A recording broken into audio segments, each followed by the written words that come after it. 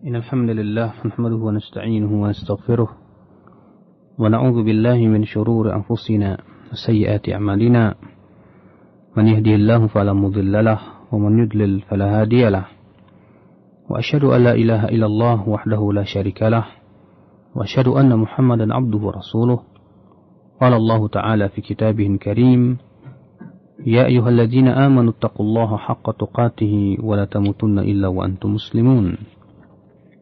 Amma ba'd, ayuhal ikhwah, kita melanjutkan kajian ilmu usulil bid'ah. Menghukumi sesuatu itu bid'ah bukan perkara yang enteng, tapi ia butuh kepada pengetahuan yang dalam dan luas mengenai sunnah Rasul sallallahu alaihi wasallam. Kata beliau, "I'lam rahimakallah, ketahuilah semoga Allah merahmatimu, anna sunnata fil lughati at-tariq." Wa sunnah secara bahasa artinya jalan. ولا ريب في أن أهل النقل والأثر المتبعين آثار رسول الله صلى الله عليه وسلم وآثار أصحابه هم أهل السنة. Tidak ragu lagi bahwa ahlun naql wal athar, orang-orang yang senantiasa mengikuti athar, jejak-jejak Rasulullah, demikian pula jejak-jejak para sahabat Rasulullah, mereka lah yang disebut dengan ahlus sunnah wal jamaah. Li'annahum ala tilka tariq allati lam yahduth fiha hadithun. Sebab kenapa mereka ahlus sunnah? Karena mereka itu di atas jalan yang belum ada padanya perkara-perkara bid'ah atau perkara-perkara yang diada-adakan. Wa innama waqa'atil hawadith wal bid'u ba'da Rasulillah sallallahu alaihi wasallam wa ashabihi. Ya, terjadinya bid'ah, terjadinya perkara-perkara yang baru itu setelah Rasulullah SAW dan para sahabatnya semua wafat. Karena kalau kita lihat sejarah munculnya bid'ah, dapat kita simpulkan bahwa munculnya bid'ah itu semua adalah akibat karena tidak mengikuti jejaknya Rasulullah dan para sahabatnya. Munculnya Khawarij, munculnya Syiah, demikian pula munculnya Murji'ah, Jahmiyah, Mu'tazilah. Itu semua adalah karena mereka menyimpang daripada jalannya ya Rasul dan para sahabatnya. Wa alaihi, kata beliau, atas dasar ini, fa innahu la yastati'u kullu ahadin qara'a hurufan aw sami'a kalimatin aw nadhara syai'an min al-kutub an yumayyiza baina al-bid'i wa ghairiha bisuhulatin wa yusrin. Atas dasar ini, kata beliau, tidak setiap orang mampu tidak setiap orang yang mampu membaca bahasa Arab, bisa mendengar kalimat-kalimat bahasa Arab atau sedikit membaca kitab-kitab, tidak setiap mereka itu mampu untuk membedakan antara bid'ah dengan begitu mudah. Tidak bisa begitu mudah untuk mengatakan atau menghukumi, memvonis bahwa ini bid'ah atau bukan. Bal la budda liman arada tamyiz bainal bid'i wa ghairiha mimma istajadda an yakuna arifan bi syai'ain itsnain. Kata beliau bahwa bahkan sudah keharusan atau sebuah kemestian orang yang ingin memvonis sesuatu itu bid'ah atau bukan dari perkara-perkara yang sifatnya kontemporer. Kalau amalan-amalan yang telah lalu, kewajiban kita adalah bagaimana melihat para ulama terdahulu, ada tidak di antara mereka yang mengatakan itu bid'ah. Yang jadi masalah adalah masalah-masalah yang baru muncul, amalan-amalan yang baru muncul, yang sifatnya kontemporer. Kemudian kita ingin memvonis itu bid'ah atau bukan. Itu, kata beliau, harus menguasai dua perkara dulu.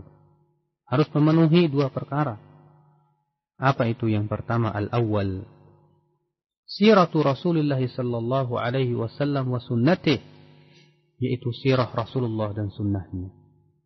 Hatta takuna indahu kal asli wal qa'idah allati minha yantariqu fi tamyiz baina as-sunan wal bid'ah.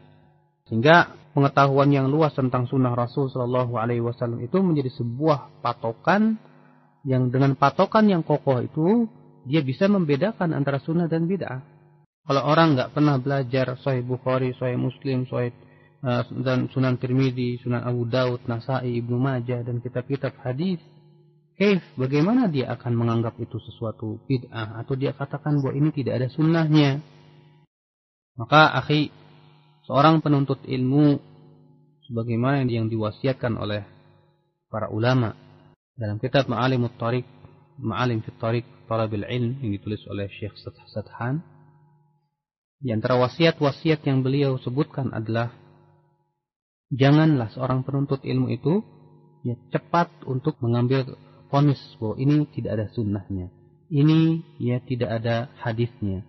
Tapi hendaklah dia katakan pengetahuan saya, sesuai dengan keilmuan saya belum menemukan yang demikian itu. Adapun dia katakan, dia pastikan, dia katakan bahwa itu tidak ada sunnahnya, padahal pengetahuan dia tentang sunnah, ya Allah, masih sedikit.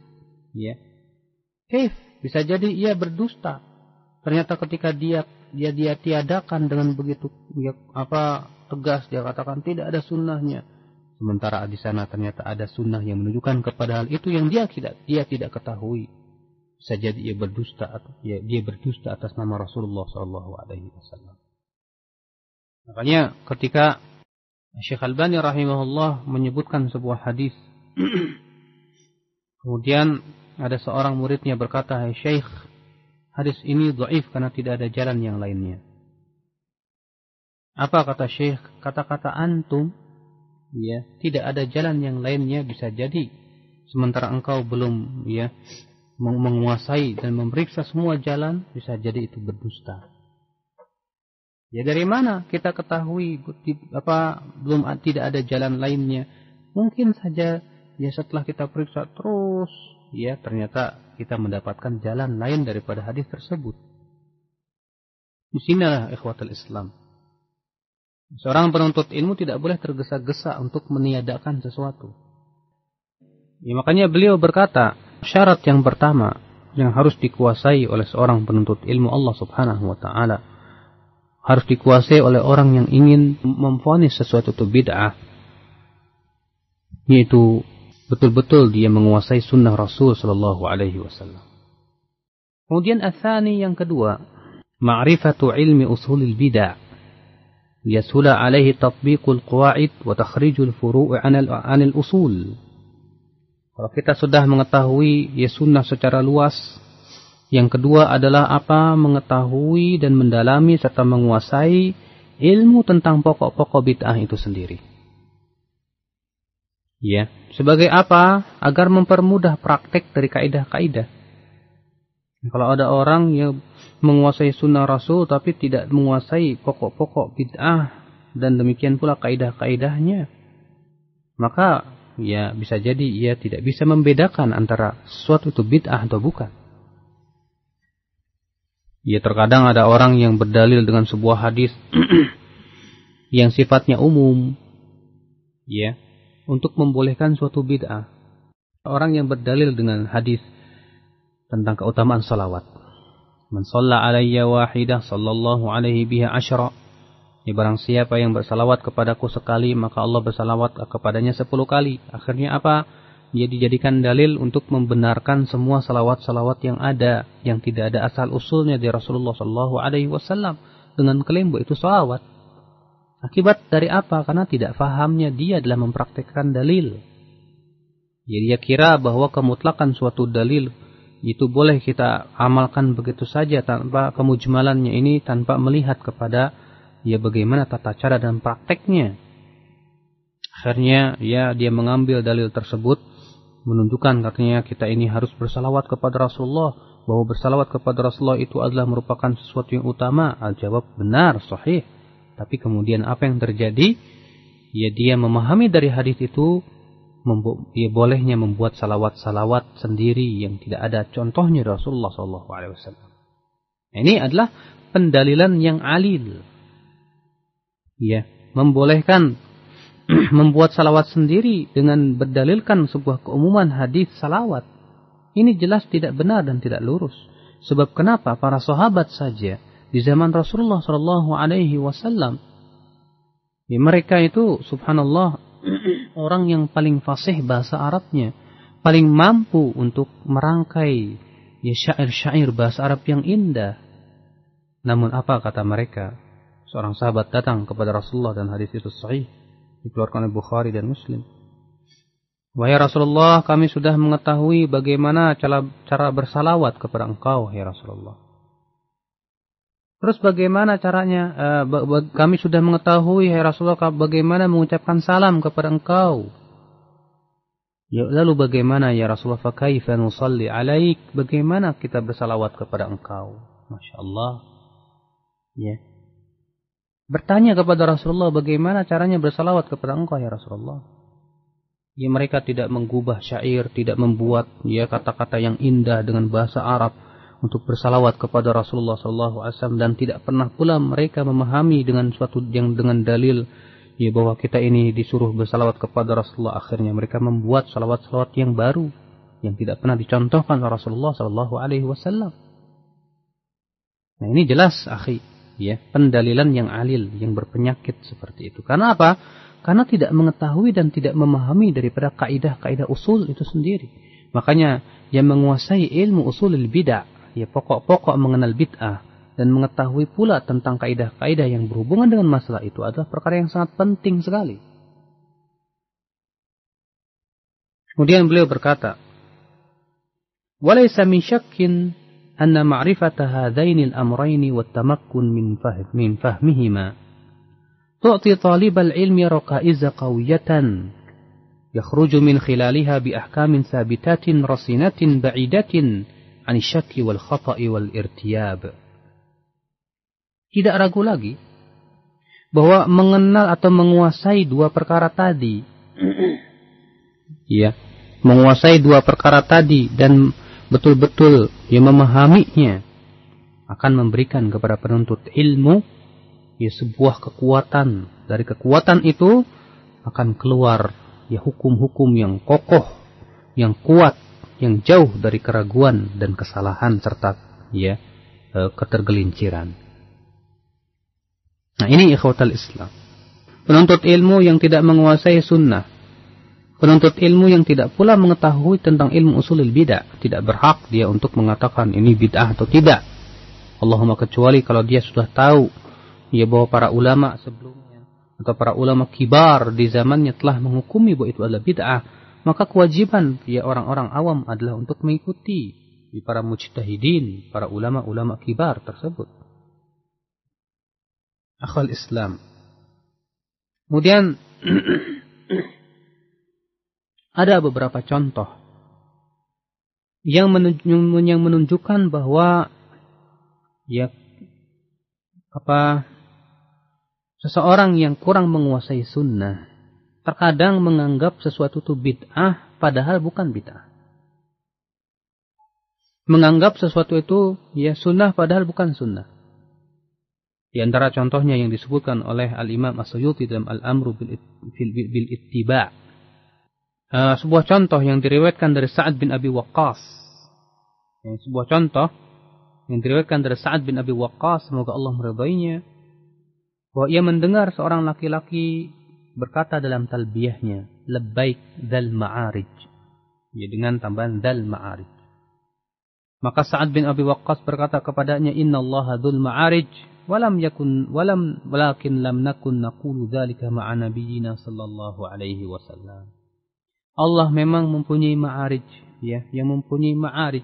Akan tetapi kami tidak pernah mengucapkan itu bersama Nabi sallallahu alaihi wasallam. Di sini Sa'ad bin Abi Waqqas ya mengingkari seorang laki-laki yang mengatakan labbaika dzal ma'arij. Ya, lihat. Akan tetapi ya beliau seorang sahabat yang mulia ini, tentu ya tidak ada manusia di dunia ini yang sempurna ilmunya. Beliau terluputkan sebuah dalil bahwasanya talbiyah itu telah didengar oleh Rasulullah SAW dari para sahabatnya. Imam Ahmad, Imam Abu Daud, Imam Ahmad, Imam Baihaqi dengan sanad yang sahih yang meriwayatkan dari hadis Jabir radhiyallahu an, disebutkan dalam talbiyah itu labbaik Allahumma labbaik, ya, dan disebutkan di situ wan nasu yaziduna dzal ma'arij, dan orang-orang ya menambahkan labbaik dzal ma'arij, sedangkan Nabi SAW mendengarnya namun beliau diam tidak mengingkarinya. Ini menunjukkan bahwa tambahan tersebut ya diridhai oleh beliau. Ya. Ini menunjukkan tambahan tersebut diridhai oleh beliau. Tapi dia terluputkan ilmu tersebut kepada Sa'ad bin Abi Waqqas, akhal Islam.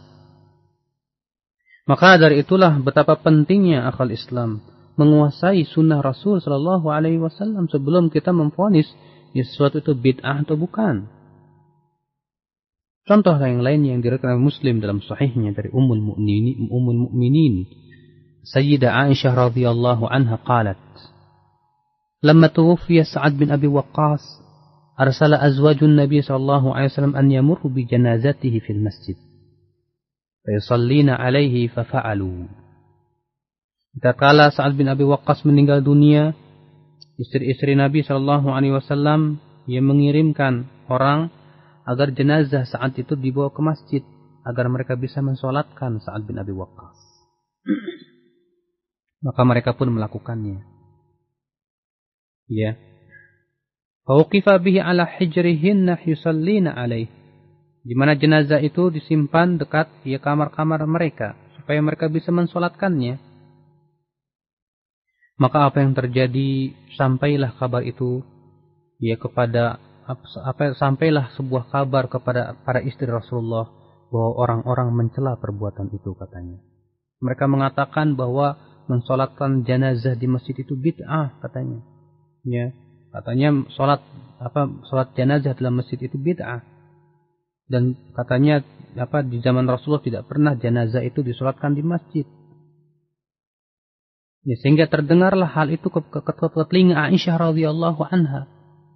Maka Aisyah berkata, "Ma asra'an nas ila an ya'ibu ma la ilma lahum bih." Ya, betapa cepatnya manusia untuk memvonis sesuatu yang mereka tidak punya ilmunya.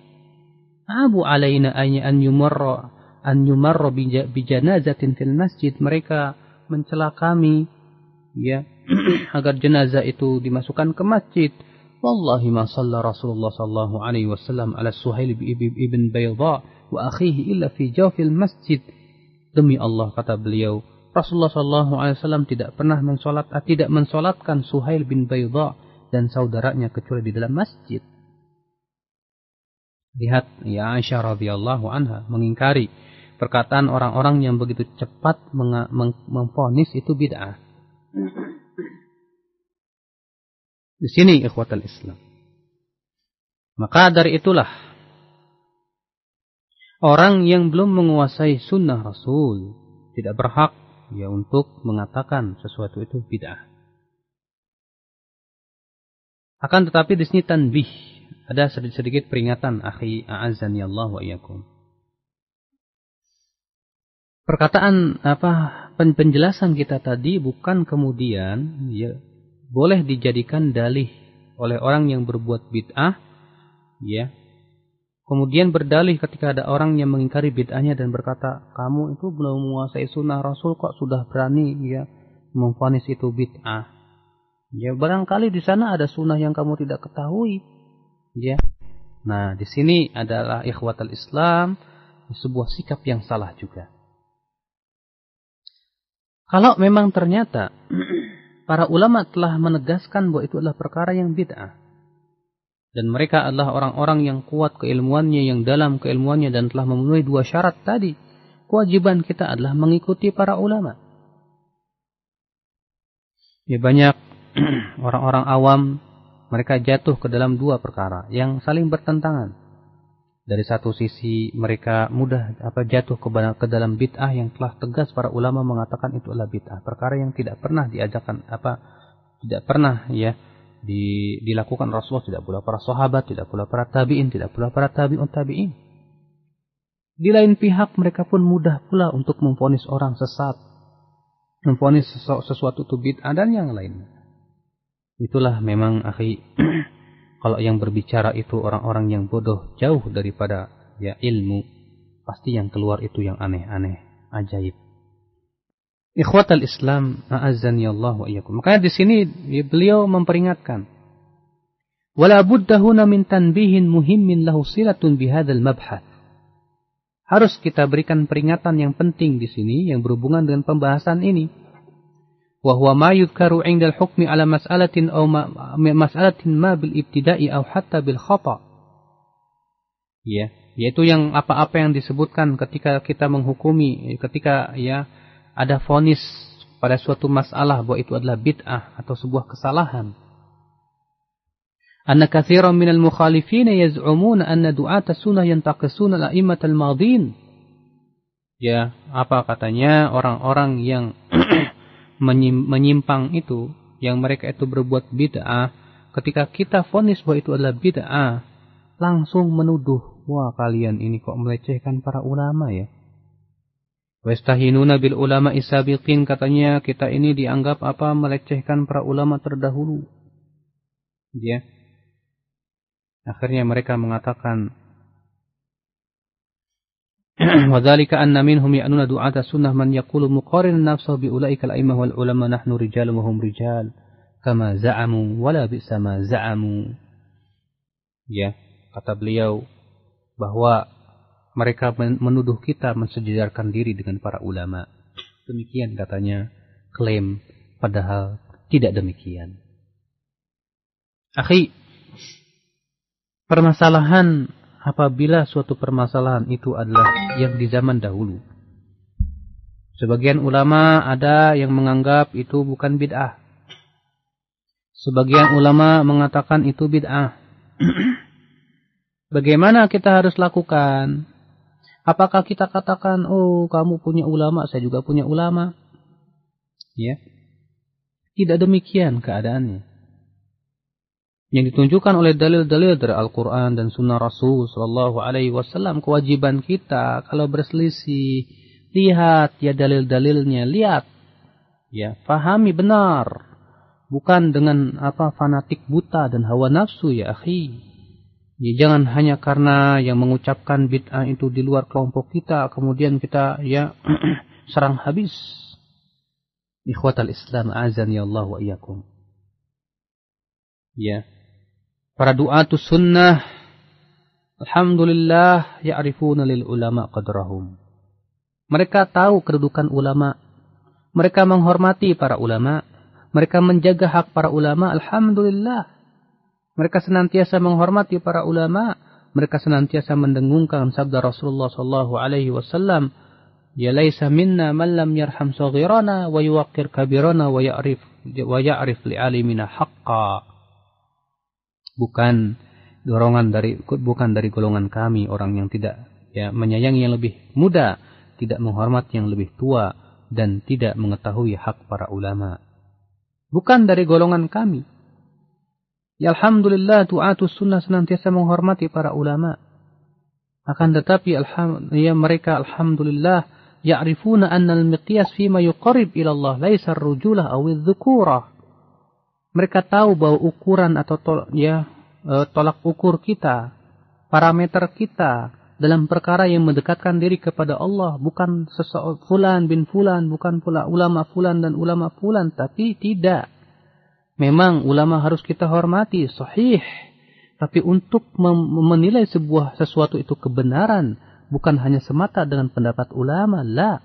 Wa innama huwa sifatu syarifah allati yattasifu biha al-'abdu mutaqarriban ila rabbih tabaraka wa ta'ala sawa'un bil ilmi aw al ibadati. Tapi ia adalah sifat yang mulia yang bersifat dengannya seorang hamba yang bertaqarrub kepada Allah Subhanahu wa ta'ala, sama saja dengan ilmu atau ibadah. Artinya kita menilai kebenaran itu adalah dengan dalil dan bukti-bukti yang nyata. Sebagaimana Allah Subhanahu wa ta'ala yang menantang orang-orang musyrikin, Qul hatu burhanakum in kuntum shadiqin. Ya, katakan hai Muhammad, kemarikan burhan kalian, hujah-hujah kalian itu, kalau memang kalian orang-orang yang benar. Ikhwatal Islam, a'azzani Allah wa iyyakum. Jadi sekali lagi, kalau kita ingin menilai sesuatu itu bid'ah, maka kuasai dulu dua perkara. Kalau kita tidak menguasai dua perkara, serahkan kepada ulama kibar yang mereka telah mengetahui dan mendalami dua perkara itu. Apabila telah ada fatwa dari para ulama akan perbuatan itu adalah bid'ah, ikuti mereka. Kemudian beliau membawakan fasal yang ke-6, al-faslus sadis. Iqtisadun fi sunnatin khairun min ijtihadin fi bid'atin.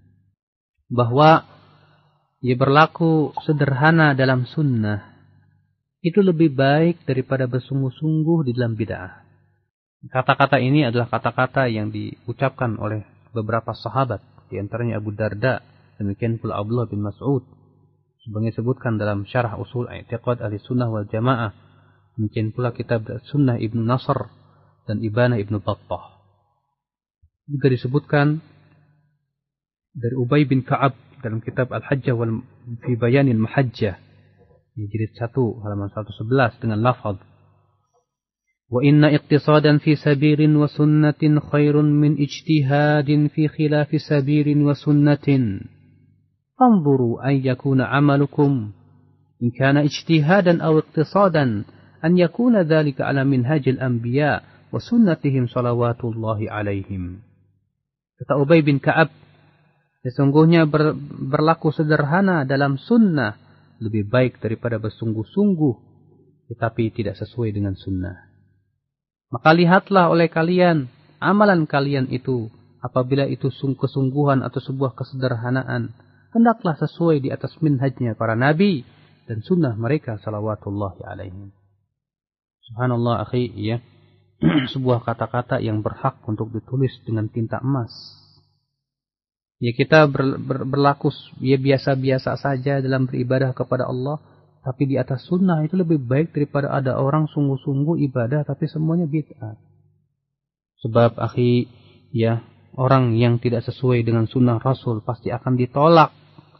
Sebagaimana telah lalu kita sebutkan hadisnya, man amila amalan laisa alaihi amruna fahuwa raddun. Barang siapa yang beramal dengan suatu amalan yang tidak ada dasarnya, yang tidak ada di atas di agama ini, maka amalan tersebut tertolak. Wahia kalimatun tu'ti minhajan 'aziman lil muslimi alladhi yuridu al-ittiba' as-sahih fi a'malihi wa aqwalihi syar'iyyah. Ia adalah kalimat yang memberikan kepada kita sebuah manhaj yang agung. Ia memberikan manhaj yang agung bagi muslim yang ingin berusaha untuk mengikuti, yang ingin berusaha untuk menapaki jejak-jejak Rasulullah SAW dan para sahabatnya dalam perbuatan dan perkataannya yang bersifat syariah. Di mana kalimat-kalimat yang diucapkan dan keluar dari mulut mulia mereka, dari para sahabat radhiyallahu anhum, itu berasal dari hadis-hadis Nabi yang sahih. Di antaranya Rasulullah SAW bersabda apa? Iyyakum wal ghuluwa fid din. Jauhi oleh kalian yang berlebihan dalam agama itu. Akhi, ya berlebihan itu yang bagaimana? Yang disebut berlebihan itu kalau melebihi batasan syariat. Ya, kalau ada orang sholat subuh 3 rakaat, kita katakan antum ini berlebihan. Ya, makanya disebutkan dalam hadis juga ketika ada 3 orang sahabat, yang satu ingin puasa setiap hari, yang satu ingin sholat tahajud semalam suntuk, tak tidur-tidur. Diingkari oleh Rasulullah karena itu sikap berlebihan. Ya, Rasulullah SAW mengatakan, saya berpuasa, saya juga berbuka. Ya, saya juga sholat tahajud, saya juga tidur. Itu adalah merupakan fenomena yang bersifat fenomena berlebihan, akhi. Adapun orang yang sesuai dengan sunnah Rasul, ya, ketika seseorang memelihara janggutnya di atas mata kaki, dia berpakaiannya, ya, dan dia mengamalkan sunnah-sunnah Rasul, tidak dikatakan dia itu berlebihan. Terkadang akhi berlebihan menurut kacamata orang awam itu aneh. Katanya apa? Udahlah, kamu beragama itu nggak usah berlebihan. Ya, akhirnya yang dimaksud dengan nggak usah berlebihan tuh nggak, ya kayak kita aja lah gitu loh. Ya, yang kalau sholatnya juga belang bentong kali ya. Allahul musta'an. Seperti itukah ya agama yang tidak berlebihan? Ini jelas sebuah pandangan yang sangat salah. Berlebihan itu akhi kalau engkau melakukan suatu perbuatan yang tidak pernah dicontohkan Rasulullah, atau melebihi daripada apa yang dicontohkan Rasulullah SAW, itu berlebihan. Maka dari itulah suatu amalan walaupun sedikit, Tapi kalau dilakukan terus-menerus itu dicintai oleh Allah Subhanahu wa taala. Sabda Rasulullah sallallahu alaihi wasallam, "Ahabbul a'mali ila Allah adwamuha wa in qalla." Amalan yang paling disukai oleh Allah adalah yang paling langgeng walaupun itu sedikit. Juga Rasulullah sallallahu alaihi wasallam bersabda, "Inna likulli amalin syirrah wa thamma fatrah wa thumma fatrah. Faman kanat fatratuhu ila bid'atin faqad dhalla, wa man kanat fatratuhu ila sunnatin faqad ihtada." Setiap amalan itu ada masa-masa semangat, kemudian setelah itu lemah. Barang siapa yang lemahnya kepada bid'ah, maka sungguh ia telah sesat. Dan barang siapa yang lemahnya kepada sunnah, maka ia telah mendapatkan petunjuk. Akhal Islam. Maka dari itulah, akhi, kita bersikap sederhana dalam melaksanakan sunnah Rasul. Lebih baik daripada bersungguh-sungguh, tapi ternyata semua di atas bid'ah. Abul Ahwas Salam bin Sulaim berkata kepada dirinya, "Ya Salam, nam ala sunnatin khairun min an taquma ala bid'atin." Hai Salam, engkau tidur di atas sunnah itu lebih baik daripada engkau berdiri tapi di atas bid'ah. Ya, ada orang satu, masya Allah, tidur dia. Ya, yang satu lagi berdiri tapi sholatnya bid'ah. Mana yang lebih baik? Tentu ya, akhir tidur di atas sunnah lebih baik daripada berdiri sholat tapi di atas bid'ah. Sholatnya nggak benar. Ya, sholat raghaib ternyata hadisnya palsu. Kalau sholat tahajud sih masih mending, ikhwatul Islam. Jelas itu adalah merupakan disunahkan oleh Rasul sallallahu alaihi wasallam. Wa ma ajmala qala Allah Ta'ala fi taqriri dzalik. Betapa indahnya firman Allah ketika menetapkan hal itu. Allah berfirman dalam surat Hud ayat 7, "Liyabluwakum ayyukum ahsanu amala." Agar Allah uji kalian siapa yang paling baik amalannya. Apa yang dimaksud dengan baik amalannya itu? Ya. Kata Ibnu Katsir ketika menafsirkan ayat tersebut, "Walam yakul aktsaru amala." Allah tidak mengatakan siapa yang paling banyak amalannya, tidak. Tapi Allah mengatakan siapa yang paling baik amalannya. Ya, Ibnu Katsir mengatakan bahwasanya yang dimaksud oleh ayat tersebutlah khair, yang paling baik amalannya, bukan yang paling banyak amalannya. Yang paling baik itu yang bagaimana? Tentu yang paling ikhlas, yang sesuai dengan sunnah Rasul sallallahu alaihi wasallam. Wa man lam tas'ahu tariqatur Rasul sallallahu alaihi wasallam wa tariqatul mu'minin as-sabiqin fala wassa'allahu alaihi. Ya, barang siapa yang merasa tidak cukup dengan tata cara Rasulullah dan tata cara kaum mukminin terdahulu, semoga Allah tidak cukupkan ia. Ikhwatal Islam. Maka kewajiban kita dalam ibadah kita, ya akhi, adalah berusaha untuk sesuai dengan sunnah Rasul sallallahu alaihi wasallam. Kata para sahabat, kita ini bersikap sederhana ya di dalam sunnah Rasul daripada berlebihan, bersungguh-sungguh tapi ternyata tidak di atas sunnah Rasul sallallahu alaihi wasallam. Kemudian beliau membawakan pasal berikutnya, al-faslu sabi al-bid'ah wan nawaya al-hasanah. Bid'ah dan niat-niat yang baik. Nah, ini Masya Allah ya, sebuah pembahasan yang penting sekali. Kenapa? Sebab banyak, terutama di Indonesia ini, akhi, kalau kita ingkari di suatu perbuatan bid'ah yang mereka lakukan, apa katanya? Kan yang penting niatnya. Ya, seakan-akan akhi yang namanya niat itu menghalalkan segala cara. Ya, kalau niatnya baik, jadi semua jadi baik. Allahul musta'an. Ya, kemudian berdalil dengan sabda Rasulullah sallallahu alaihi wasallam, "Ya innamal a'malu binniyat," katanya. Sesungguhnya amalan itu kan dengan niatnya. Jadi kalau niatnya baik, ya amalannya jadi baik. Subhanallah. Coba bayangkan. Kalaulah amalan itu jadi baik gara-gara niat yang baik, akan hancurlah agama kita ini. Orang maling, niatnya apa? Ya, oh saya sih mau membantu fakir miskin, kasihan itu mereka, harus saya bantu itu. Jadi saya mencuri. Apakah kemudian mencuri jadi baik karena niatnya baik? Jawab tidak. Yang satu ingin berzina ya dengan janda. Apa katanya, itu kasihan janda kesepian katanya. Niat saya mah baik, Pak. Masya Allah. Apakah zina jadi benar karena niat yang baik? Na'udzubillah. Ya. Sering kali terkadang ya orang-orang awam berkata begitu. Ada orang pergi ke dukun. Kita katakan, ya akhi, tidak boleh pergi ke dukun. Apa jawabnya? Yang penting kan niatnya. Sebagian lagi berkata, ini kan cuma syariat. Ya. Kita katakan itu syariatnya siapa? Rasulullah Shallallahu Alaihi Wasallam dia melarang kita datang ke dukun. Kata Rasulullah, barang siapa yang datang ke dukun, Allah tidak akan terima. Ya sholatnya 40 hari itu. Na'udzubillah. Dia dalam riwayat yang lain, barang siapa yang mendatangi dukun kemudian membenarkan apa yang dia katakan kepada apa yang diturunkan kepada Muhammad Shallallahu Alaihi Wasallam. Jadi ikhwatal Islam, niat tidak menjadikan suatu amalan buruk jadi baik. Niat tidak menjadikan maksiat jadi taat. Niat tidak menjadikan bid'ah jadi sunnah. Niat pun tidak menjadikan syirik jadi tauhid. Ya, adapun hadis innamal a'malu bin niat itu ada pembahasan tersendiri, di mana setiap amalan butuh kepada niat. Sebab akhi, sebagian ulama mengatakan apa? Bahwa takdirnya adalah innamal a'malu salihah bin niyati salihah, bahwa amalan yang soleh itu adalah dengan niat yang soleh juga.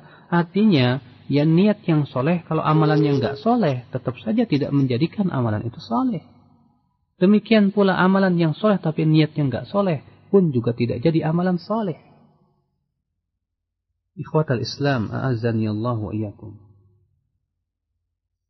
Makanya sudah tegas dan sudah para ulama menegaskan bahwasannya ikhwatul Islam, ya, syarat amalan diterimanya amal itu adalah dua. Yang pertama adalah sesuai dengan sunnah Rasul Sallallahu Alaihi Wasallam. Yang kedua adalah ikhlas. Makanya Fudail bin Iyad ketika menafsirkan firman Allah, liyabluwakum ayyukum ahsanu amala. Ya, agar Allah uji kalian siapa di antara kalian yang paling baik amalannya. Kata Fudail bin Iyad, akhlasuhu wa aswabuhu, yang paling ikhlas dan yang paling benar. Innal amala idza kana khalisan wa lam yakun sawaban lam yuqbal. Suatu amalan kalau ikhlas tapi enggak benar, maka tidak diterima. Wa idza kana sawaban wa lam yakun khalisan lam yuqbal. Kalau benar tapi tidak ikhlas juga tidak diterima. Wal khalisu idza kana lillahi azza wa jal, was-shawabu idza kana 'ala sunnah. Yang ikhlas itu yang bagaimana? Apabila dia mengharapkan keridhaan Allah. Yang benar itu yang bagaimana? Apabila sesuai dengan sunnah Rasul sallallahu alaihi wasallam. Ya, Al-Allamah Ibnu Qayyim dalam kitab beliau, kitab Ighatsatul Lahfan berkata, qala ba'du salaf, berkata sebagian salaf, ma min fi'latin wa in saghurat illa yunsharu laha diwanan lima wa kaif, ay lima fa'alta wa kaifa fa'alta. Tidak ada suatu pun perbuatan walaupun itu kecil kecuali akan dipertanyakan dua pertanyaan. Ya, untuk siapa dan bagaimana caranya. Untuk siapa? Pertanyaan tentang ya pendorong kita berbuat itu untuk siapa? Apakah karena kita ingin mendapatkan sedikit dari kehidupan dunia? Ada orang puasa, niatnya apa? Biar ujiannya saya berhasil, Masya Allah. Niatnya bukan karena Allah. Tapi kan saya juga karena Allah. Iya, tapi engkau telah menandinginya dengan ya niat selain Allah subhanahu wa ta'ala, yaitu agar ya ujiannya berhasil. Apa ada puasa seperti itu? Ikhwatal Islam. Ya, kata-kata 5 ini akan ditanya. Ya, untuk siapa kau beramal? Apakah karena Allah? Apakah untuk Allah? Apakah untuk manusia? Apakah untuk mendapatkan dari keuntungan duniawi? Ataukah dia keinginannya adalah untuk bertakarub hanya kepada Allah subhanahu wa ta'ala? Yang kedua, yaitu kaifa fa'alta, bagaimana caranya kau lakukan? Jelas ini su'alun an mutaba'atir Rasul. Pertanyaan tentang apakah engkau mengikuti Rasul sallallahu alaihi wasallam dalam ibadahmu itu? Hal kana dzalikal amal mimma syara'tuhu laka ala lisani rasuli? Apakah amalan tersebut ya sesuatu yang telah Allah syariatkan ya melalui lisan Rasulnya? Ataukah amalan tersebut sesuatu yang tidak pernah Allah syariatkan, tidak pula Allah ridhai? 5. Untuk siapa? Pertanyaan tentang keikhlasan. Dan bagaimana caranya adalah pertanyaan tentang mutaba'ah. Bagaimana kita bisa selamat dari 2 pertanyaan ini? Ya tentu bitajridil ikhlas. Dengan cara apa? Memurnikan keikhlasan. Wa tariqut takhallus minas su'al ats-tsani bitahqiqil mutaba'ah. Agar kita selamat dari pertanyaan kedua dengan cara apa? Merealisasikan mutaba'ah. Ya, kita hanya betul-betul mengikuti Rasulullah SAW dalam beramal saleh. Tidak boleh mengikuti yang lainnya. Makanya Ibnu Katsir dalam tafsirnya jadi berkata, fa inna lil amal al mutaqabbal syartain. Ya, sesungguhnya amalan yang diterima itu dengan 2 syarat. Yang pertama ikhlas lillahi wahdah. Yang kedua an yakuna shawaban muwafiqan lisyari'ah. Ya, sesuatu itu amalan tersebut benar sesuai dengan syariat Rasulullah sallallahu alaihi wasallam. Ikhwatal Islam. Maka dari itulah ya tidak bisa kita kemudian berdalil hanya dengan hadis inamal amalu bin niat, kan amalan itu tergantung niat. Akhirnya apa? Menghalalkan segala cara dengan niat kita itu. Ya, sebab hadis inamal amalu bin niat dibatasi dengan hadis lain, man amila amalan laisa alaihi amruna fahuwa raddun. Ya, barang siapa yang beramal dengan amalan yang tidak ada di atasnya ya syariat kami ini, maka amalan tersebut tertolak. Yang satu ngurus masalah niat tentang keikhlasan, yang satu tentang ngurus masalah amalan, apakah sesuai dengan sunnah Rasul atau tidak. Jadi semata-mata niat yang baik, kalau ternyata amalannya tidak baik, tidak menjadikan amalan itu baik sama sekali. Makanya akhi, ketika Abdullah bin Mas'ud ia mengingkari suatu kelompok yang sedang berhalakoh, ya, dipimpin oleh satu orang. Kalau pemimpinnya berkata, ayo kita bertakbir 100 kali, semua takbir Allahu Akbar, Allahu Akbar. Ayo kita bertasbih 100 kali, ya semuanya bertasbih subhanallah, subhanallah. Ya, beramai-ramai begitu. Melihat itu Abdullah bin Mas'ud berkata apa? Ma asra'a halakatakum. Betapa cepatnya kebinasaan kalian itu. Apakah kalian hendak membuka pintu kesesatan atau kalian lebih mendapatkan hidayah dari Rasulullah, dari tata cara Rasulullah? Ini para sahabat masih hidup, kata beliau. Bejana mereka masih belum pecah, baju mereka belum lusuh. Kenapa kalian malah membuat sebuah perbuatan, tata cara perbuatan sendiri? Zikir memang bagus, cuma caranya nggak bagus. Kata mereka, wahai Abu Abdurrahman, wahai Abdullah bin Mas'ud, kami itu niatnya baik kok, ya ma nuridu illa khaira. Ya, kita tidak menginginkan kecuali kebaikan, hai Ibnu Mas'ud. Apa jawaban Ibnu Mas'ud? Ya, jawaban yang dipenuhi dengan keilmuan. Kata beliau, kam min muridin lil khairi lan yusibah. Berapa banyak orang yang menginginkan kebaikan, tapi ia nggak dapat gara-gara amalnya tidak sesuai dengan sunnah Rasul. Ikhwatal Islam. Jadi semata-mata niat yang baik tidak menjadikan amalan itu baik. Coba perhatikan sebuah hadis berikut ini. Hadis itu dikeluarkan oleh Bukhari dan Muslim. Hadis ini telah sahih, ya. Hadis ini telah dikatakan oleh Syekh Ali Hasan, bahwa hadis ini adalah hadis yang hasan. Kata beliau, sahha fi sunnah anna rajulan qala lin nabi sallallahu alaihi wasallam, telah sahih di dalam sunnah bahwa seorang laki-laki berkata kepada Nabi sallallahu alaihi wasallam, masya Allah wa syi'ta. Ya, dengan kehendak Allah dan kehendak engkau, hai Rasulullah. Ya, orang tersebut berkata kepada Rasulullah dengan penuh keikhlasan, penuh dengan niat yang baik. Dia berkata dengan kehendak Allah dan kehendak engkau, hai Rasulullah. Apa jawab Nabi sallallahu alaihi wasallam? Aja'altani lillahi nidda, bal masya Allah wahda. Apakah engkau hendak menjadikan aku ini tandingan untuk selain Allah? Ya, untuk Allah. Ya, apakah engkau akan menjadikan aku ini tandingan untuk Allah? Katakan dengan kehendak Allah saja. Sahabat ini yang tidak ragu lagi, akhi, yang niatnya sangat baik sekali, ikhlas dia ketika mengucapkan kata-kata tersebut. Tapi kok diingkari oleh Rasulullah? Rasulullah tidak melihat kepada niatnya yang baik, tidak. Tapi Rasulullah melihat karena ucapan itu tidak sesuai dengan syariat beliau. Di mana kata-kata waw, masya Allah, wa syi'ta.